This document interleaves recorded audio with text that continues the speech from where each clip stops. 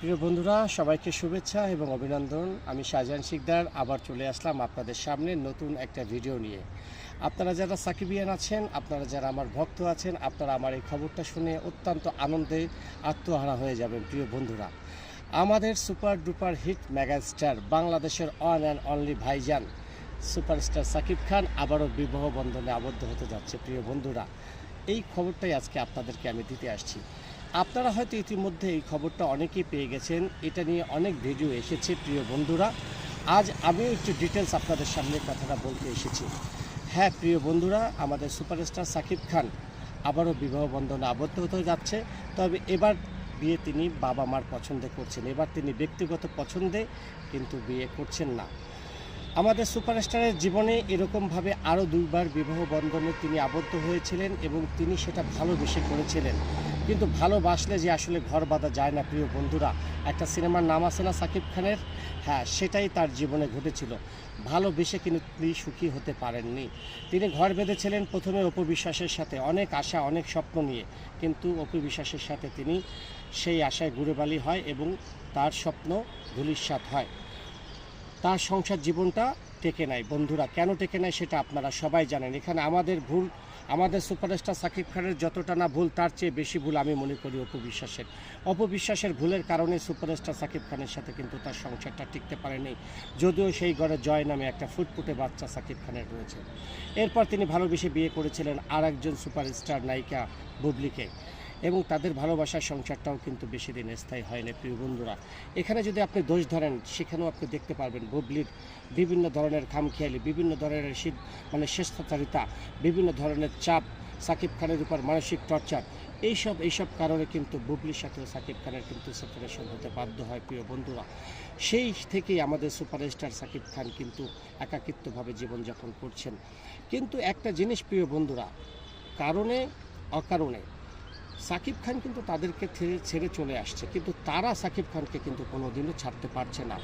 কোনো কারণ ছাড়াই কিন্তু তারা সাকিব খানকে নিয়ে বিভিন্ন টক শোতে, বিভিন্ন সামাজিক যোগাযোগ মাধ্যমে, বিভিন্ন পত্রিকার ইন্টারভিউতে তারা সাকিব খানকে টেনে আনছেন। প্রিয় বন্ধুরা, এবং এটা অনেক সময় নেগেটিভ পর্যায়ে চলে যাচ্ছে এবং দুই নায়িকা এমনভাবে চুল টানাটানি করছেন, এমনভাবে দা কুমড়ো তাদের সম্পর্ক, তারা সাকিব খানকে নিয়ে যুদ্ধে নেমেছেন। প্রিয় বন্ধুরা, কে সাকিব খানকে খুশি করতে পারবে, এটা নিয়ে তাদের মধ্যে ব্যাপক একটা যুদ্ধ সবসময় কিন্তু আমরা দেখতে পাই বিভিন্ন সামাজিক যোগাযোগ মাধ্যমে।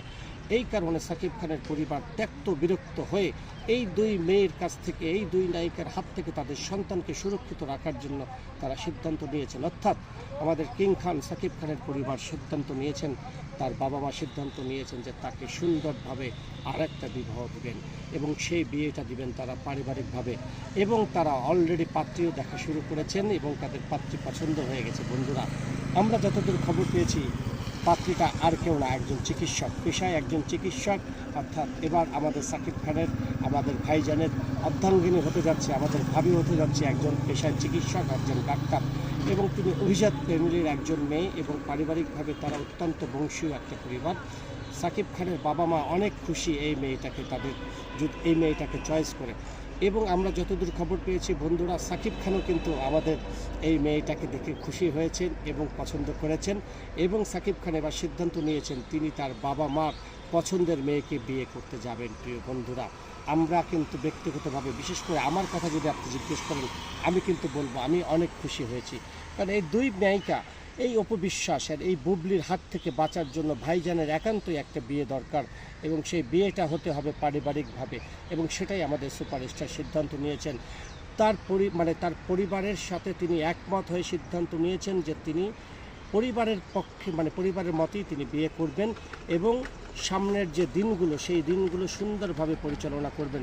এবং আমিও মনে করি প্রিয় বন্ধুরা, সাকিব খানের সুন্দর জীবনযাপনের জন্য এবং সাকিব খানের আগামী কেরিয়ার সুন্দরভাবে ত্বরান্বিত করে আরও দূরে যাওয়ার জন্য তার কিন্তু একটা মানসিক শান্তি দরকার, এবং সেই মানসিক শান্তিটা কিন্তু তিনি পরিবারের মাঝে খুঁজে পাবেন। এই দুই নায়িকার কাদা ছোড়াছড়ি, দড়ি টানাটানিতে কিন্তু তিনি মানসিকভাবে টোটালি বিপর্যস্ত পর্যায়ে মাঝে মাঝে চলে যান। আমরা চাই যে সাকিব খান সুস্থ থাকুক, সাকিব খান ভালো থাকুক, মানসিকভাবে সাকিব খান চাঙ্গা থাকুক, এবং আমাদেরকে ভালো ভালো সুন্দর সুন্দর তিনি ছবি উপহার দিক। প্রিয় বন্ধুরা, এই জন্য আমি শাহজাহান শিকদার ব্যক্তিগতভাবে অনেক খুশি। আপনারা কি আপনাদের মতামতটা প্রিয় বন্ধুরা আমাদেরকে অবশ্যই জানাবেন। আমি আপনাদের মতামতের অপেক্ষায় থাকলাম। আপনারা যদি সাকিব খানের বিয়ে নিয়ে খুশি থেকে থাকেন অবশ্যই কমেন্ট বক্সে আপনারা উত্তরটা জানাবেন। আমি শাহজাহান শিকদার আপনাদের কমেন্টসে অবশ্যই অপেক্ষায় থাকলাম প্রিয় বন্ধুরা। এইটাই ছিল আজকের আমার টপিক, আজকের আমার আলোচনা। অর্থাৎ আমাদের ভাইজান আবার বিবাহ বন্ধনে আবদ্ধ হতে যাচ্ছে, বিয়ের পরীতে বসতে যাচ্ছে। এর চেয়ে বড় খবর আর আমাদের জন্য কিছুই হতে পারে না। আপনারা কি মনে করেন প্রিয় বন্ধুরা? আপনারা যদি অবশ্যই খুশি হয়ে থাকেন অবশ্যই আপনারা কমেন্ট বক্সে জানাবেন। আমি শাহজাহান শিকদার আপনাদের কমেন্টের অপেক্ষায় থাকলাম। প্রিয় বন্ধুরা সবাই ভালো থাকবেন, সুস্থ থাকবেন। দেখা হবে আগামীকাল নতুন কোনো বিষয় নিয়ে। তত সময় পর্যন্ত আপনাদের সুস্থতা কামনা করি। আসসালামু আলাইকুম।